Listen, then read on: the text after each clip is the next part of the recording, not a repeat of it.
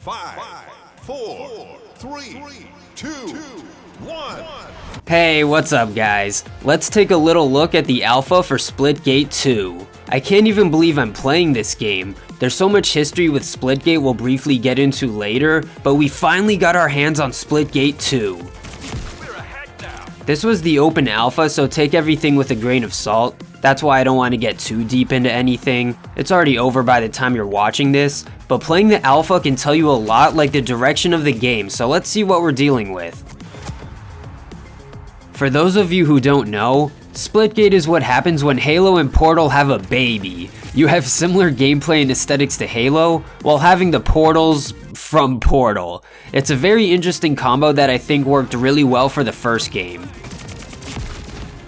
Both games have a lot in common, like being an arena shooter where you find strong weapons on the map, having a nice time to kill that isn't too fast or slow, and really crazy potential with those portals and faster gameplay. But it isn't too fast in my opinion. It's similar to Titanfall 2, but not as fast. Splitgate 2 has a little more weight to it. The guns feel punchy compared to the first game, and you can actually slide now. Luckily it doesn't seem like too much, more of a point A to point B kind of thing. And that's the thing, there's some new features in the sequel that are worth mentioning. The biggest one might be the loadout system, but didn't I say this was an arena shooter? Well, I don't know what you would call it, but you do get a loadout, and you still find power weapons on the map. I guess it's an arena shooter part-time. This is actually a bit controversial because with these loadouts, you get 3 classes and they all get their own progress with weapons and perks, which I do like, but they all have their own abilities which some people don't like. I'm not gonna lie, I can understand the people who are tired of modern games having X-ray vision abilities.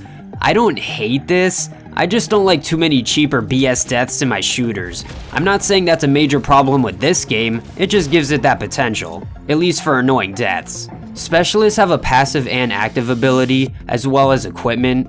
I like how they kept things simple with the loadouts. I think I'll enjoy the diversity and progression with these specialists. You leveled up really fast in the beta, but we'll have to see how the specialists affect the Splitgate gameplay long term. I don't think it'll hurt this game as much as Killing Floor 3, for example. Another gameplay feature regarding the portals that I wasn't too sure about is not having those passive grenades to destroy portals.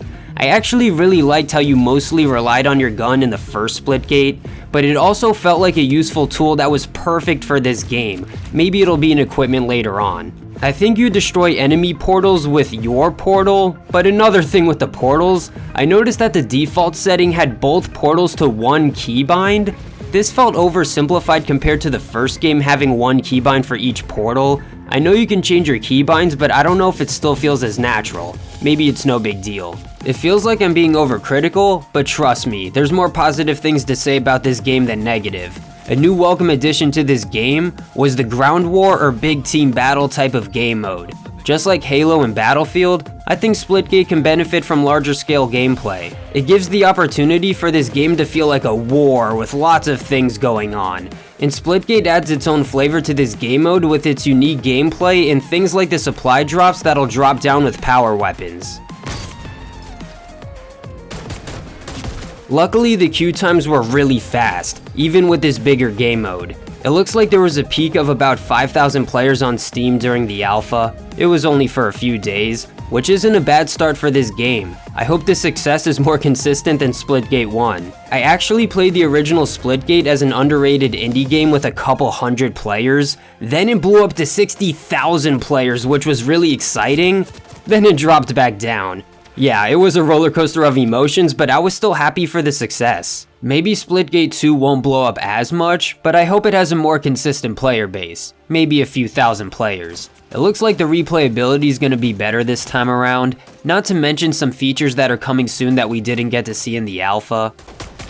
Hopefully they have some tricks up their sleeves like a ranked mode. If you couldn't tell, this game has a high skill ceiling. Someone with a ton of Splitgate experience will destroy a newer player, but somehow Splitgate was never too sweaty for me. I would think this game would have too many pros and wouldn't be fun, but both games managed to be fun even with how bad I am.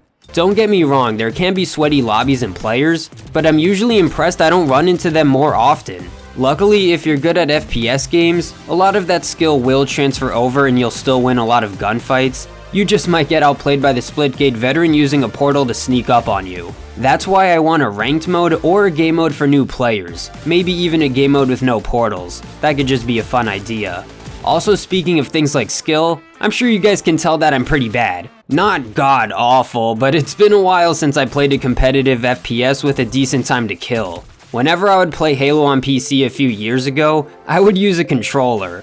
I know it sounds bad, but maybe I should have tried that out with Splitgate. Enough with me being bad. There's a lot Splitgate 2 has going for it. The very first thing I noticed was the amazing soundtrack and presentation. This game has a grand, almost esports type of vibe, with the announcer, the arena, the audience at the end of the match, and just how competitive things can get. I also don't mind the futuristic setting when it works well for a game. I always thought Splitgate had a top-notch presentation. It looks like a AAA game to me. And with how prehistoric my PC is getting, luckily I didn't have to compromise too badly. I can run the game fine at medium settings. The Killing Floor 3 beta made me want to upgrade my graphics card, but I'm good with Splitgate 2. And that's the thing, I'm having the type of fun I would have wanted to have with the Killing Floor 3 beta. Like, we're not playing the full game here. I'm okay with things not being perfect and having limited content, but I enjoy the foundation of Splitgate 2 more. The game seems like it'll be ready at launch when it comes to being polished. Hopefully it has enough content too. I don't need to love this game during the alpha, but I want it to make me hopeful, which I think Splitgate 2 is doing. I don't know if it'll be better than Splitgate 1. Actually, it seems like most of the original community already agreed that Splitgate 1 is better, and I can see why.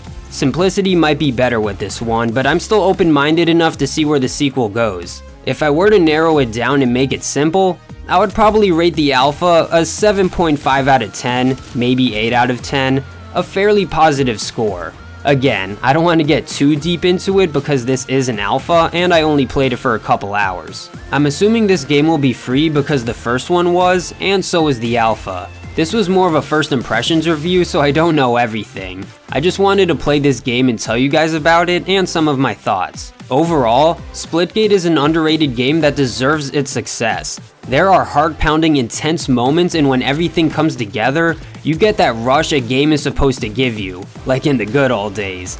Even though it has some controversial aspects of modern games, I would rather play this over most current AAA games. And shout out to 1047 Games for making Splitgate 2, and emailing me about it, and acknowledging my videos. Even before this, I would get this genuine feeling about Splitgate, that nice genuine indie game feeling. I'm sure they'll add monetization when the game fully releases, but I'll be happy to support them like I did with Splitgate 1. But what do you guys think about Splitgate 2? Did you play Splitgate 1? Does the sequel compete? What would you rate it? Drop a comment down below.